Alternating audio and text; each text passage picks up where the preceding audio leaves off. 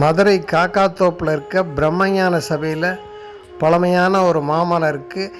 அதில் காய்ச்ச 2 மாங்காயை பேராசிரியர் ஆர் கிருஷ்ணமூர்த்தி சார் அடியனுக்கு கொடுத்தாரு.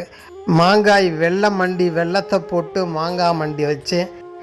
அடுப்பில் இருப்பு சட்டியை வச்சுட்டு அதில் ஆனந்தமாக கொஞ்சோண்டு நல்லெண்ணெயை விட்டு, சுத்தமான நல்லெண்ணெய், எண்ணெய் காஞ்சதுக்கப்புறம் கொஞ்சோண்டு உளுந்தம்பருப்பு, கொஞ்சமாக கடுகு வெடித்ததுக்கப்புறம் 2 வரமிளகாயை பிச்சு போட்டு லேசாக வதக்கி, நறுக்கி வச்ச மாங்காய் துண்டுகளை அதோடு சேர்த்து நல்லா வதக்கி,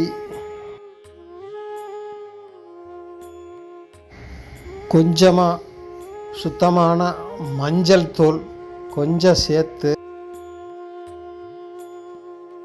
கொஞ்சமாக மிளகாய்த்தூளும் சேர்த்து, தேவையான அளவு கொஞ்சமாக கல்லுப்பு சேர்த்து நல்லா பிரட்டி விட்டு வதக்கி, போதுமான அளவு சுத்தமான நல்ல தண்ணி சேர்த்து கிண்டி விட்டு நல்லா வேக விட்டு, நல்லா வெந்ததுக்கப்புறம் நுணுக்கி வச்ச மண்டை